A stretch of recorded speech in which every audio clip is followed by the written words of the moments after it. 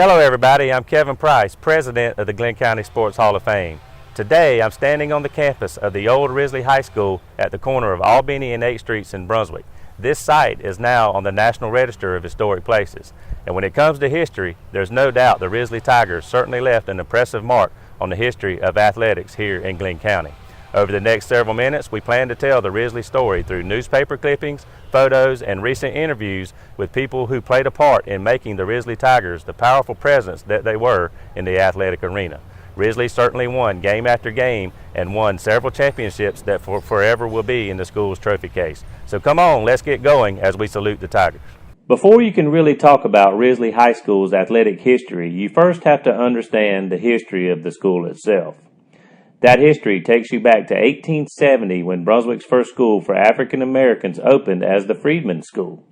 The name was later changed to the Risley School in honor of Captain Douglas Gilbert Risley, who came to Brunswick 3 years earlier as a lieutenant in the Union Army during the Civil War and would secure the funds to build the school. The adjacent Colored Memorial High School was built in 1923, with the first Risley High being built 13 years later in 1936. A new Risley was constructed in 1955 and remained the high school for Glenn County's black students until desegregation took place locally in 1970, sending Risley students to both Glenn Academy and Brunswick High School, the new high school in the community. Now, when it comes to athletics, Risley's championship success got started in 1949 when the boys' track team won the first state title in the all-black Georgia Interscholastic Association, which formed the prior year. That first state title set the stage for a huge run of success by the Tigers, who went on to win the next 5 track and field state crowns from 1950 through 1954.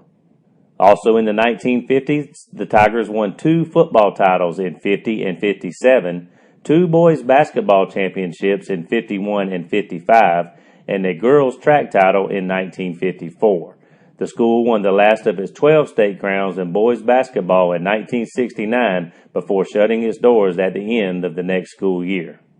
There was a common denominator among Risley's championship teams in the 1950s, and that was the coach, L.J. Stan Lomax, perhaps the biggest name of a lot of big names in Risley athletics lore.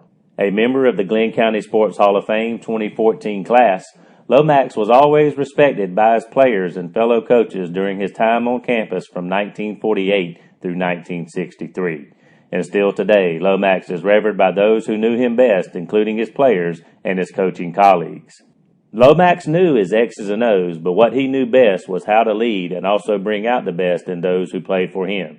He was good to get the best out of you, and he demanded the best. And a lot of times we thought we were doing too much. When we wanted, I'm going to quit. No, you're not going to quit. You're going back out there and practice. And I did, because he just had that much influence on us. And sometimes he might pick up something, say, okay, bud, let's go back on the field. No, but he made a man out of us. He made a man out of boys. And that's why we were winners, because we just had the drive by having a coach like Lomax. Well, I think what made him smart, he was a very studious man.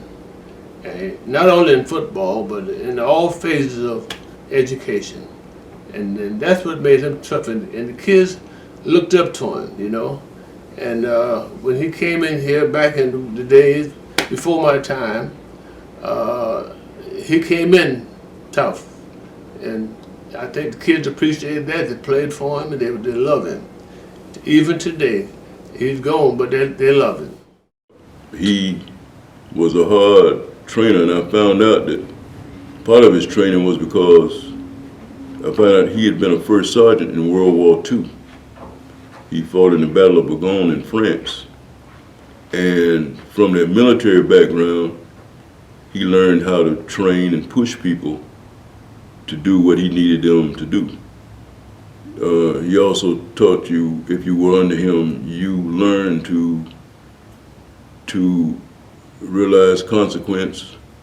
Don't take a loss as a meaningless thing. A loss should be something that drives you to do better. Do not just succumb and give up. And that's the basic thing.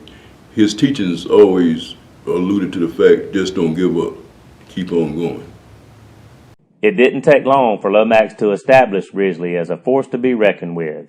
That 1950-51 school year was indeed a magical one for the Tigers, as their boys' athletic team swept the state crowns in all the sports they played: football, basketball, and track.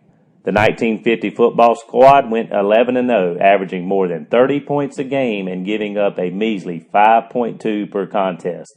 The Tigers defeated Hunt High from Fort Valley 40-13 for the state championship that fall. The Tigers weren't big. Their largest player, Charles Scott, weighed 190 pounds. But man, they were fast, especially running backs Ed Lowe and Milton Byard, who Lomax later called the fastest running back in the state. Black or white, it didn't matter. Byard, a member of the County Hall of Fame's inaugural 2012 class, scored a whopping 50 touchdowns that season. He led Risley's unstoppable offensive attack, but make no mistake, the defense was something fierce too. Carl Brown, a fullback and linebacker on the championship team, said that Risley's stop-'em unit was definitely something special. Very few teams did score on us. But I was a linebacker. I played both ways. And I just enjoyed hitting. And I'm not going to let you get by me. If you do, you're going to run over me. And that's the way it was with most of the guys on the team. You can look back at our record and see. They were all good players, and I missed them all. They all gone: Ed Lowe, Milton Byard, Charlie Bacon, and it's just one of those things. Time has to go on, but you can look back and just think about have pleasant memories. On the heels of the football championship came a basketball title too. The 50-51 Hoops team posted a 24-4 record on its way to the top. That team also included Lowe and Byard, along with Curtis Lee, Jackie Webb, and Gene Johnson. And there was a big guy in the paint named Clyde Williams, a 6'4" scoring and rebounding machine who will be inducted into the Hall of Fame this evening. Speakman remembers seeing Williams play when he was a kid, awaiting his time to be a Tiger athlete. And we go in the gym. Mr. McIntyre gym is torn down now. But if we go in the gym and watch them play, boy, he was a giant, you know. And I thought when he went off to college, he was still a giant. And everybody look up to Clyde Williams. A good guy, quiet, you know, very settled man, but he was tough. Yes. Nobody wanted to play against Risley. No, because of Clyde. In the state final that winter, the Tigers defeated Thomaston, which had beaten the Tigers in the tournament the 2 previous seasons. When basketball ended, the Tigers immediately took to the track where they ran away with the state title at the end of another unbeaten season. That track squad included Jonathan Williams, who set records in the quarter mile and javelin as a top field athlete for the Tigers. "I'll never forget that year," Coach Lomax later said. "I know it doesn't happen to but a few people." Track championships actually happened regularly for Risley. In fact, the Tigers were so good in their march to those 6 consecutive titles that a newspaper account at the end of the 1953 season stated that Risley had not lost a meet to another Class A school in 5 straight seasons. The girls' track team also got in on the act in the spring of 1954 when Risley swept both the track titles for boys and girls. The girls were led by Essie Sheffield, who set a new record in the shot put, while several boys, including Willie Long, John Cash, and J.D. Anderson, also set new records that year to give the Tigers 8 state records in boys track at the time. Risley's 1955 state champion basketball team defeated rival Center High of Waycross for the district title and went on to top Dawson of Douglas for the GIA crown. That team included John Albert Jadon, Robert Gamble, Andrew King, Willie Long, and William Buck Crosby, who was voted best athlete in the senior class, which interestingly enough was the first graduating group to receive letter jackets from the school. Another one who set state track meet records for Risley later in the decade was Virgil Riles, a standout pole vaulter who also was the quarterback for Risley's 1957 state champion football team. That team was considered a heavy underdog to Spencer of Columbus, which had not lost a game on the gridiron in 2 years. The way Speakman remembers it, the championship trophy already had Spencer inscribed on it when the Tigers arrived in Columbus on that cold December night to play the title game. The team captain and running back, Speakman made sure a new trophy had to be made for Risley as he scored 3 touchdowns to lead his Tigers to a 27-6 rout inside Memorial Stadium. Speakman, talking to us from his home in Brunswick, remembers that game like it happened just yesterday. That was one of the easiest games I played. I'm gonna tell you the truth. One of the easiest games I played because we played different teams during the year. 5 teams didn't even cross the 50 on us. You know, little fellas. But I was the captain of the team, and I ran the team. You know, because they looked up to me, and I had to make sure that I was the captain of the team or I was the leader of the team, and I had to show the little fellas how it was done. And I think I did well. When the 1960s rolled around, the results on the scoreboard were similar to those the previous decade, showing Risley winning way more times than not across all sports. But there were some noteworthy leadership changes at the high school. Of course, the biggest came in football when Lomax left to become a college football coach at Fort Valley, turning over the football post to one of his former players, Jonathan Williams. Williams, who later became head coach at Brunswick High, led Risley to back-to-back Southeast Georgia championships in 1968 and 1969 before the Tigers fell in the state title game both years. He would also coach the boys basketball team in the final 1969-70 season, taking the team to the state semifinals in their last ever campaign. Other Risley alums came back home to coach at their old school too. Speakman was one and Buck Crosby was another. Both took great pride in coming back to Brunswick after college to teach and coach at their alma mater. It just made me feel good that my high school principal wanted me to come back, Crosby told us in a recent sit-down interview. The words he used was that you can help the young people we have here. He saw me as a leader when I was in school. That's why he wanted me to come back. Essie Sheffield, who graduated with Crosby, also came home to coach girls track and later basketball. She liked to win, of course, and did guide the Tigerettes to a state runner-up finish in that last 1970 basketball season when her old coach, Walter McNeely, was serving as the Risley principal when the school closed. But most important to her, Sheffield says, was nurturing the players she coached. Yes, I took great pride in being an alumni at the school, and I was determined that I was going to improve on what I didn't see before because, see, I was coached by a man, and men don't especially know how to handle girls. So when I came back, I had girls, and I think I did a pretty decent job because I can name a few that I coached that you all probably know. Deborah Thomas, Dorothy Stewart, Theresa Adams, Vita Lawrence, and Janice Hiller, and those girls. And looking back at those girls now, I can see it. I'm proud of what they made of themselves. Then, of course, there was Clyde Williams.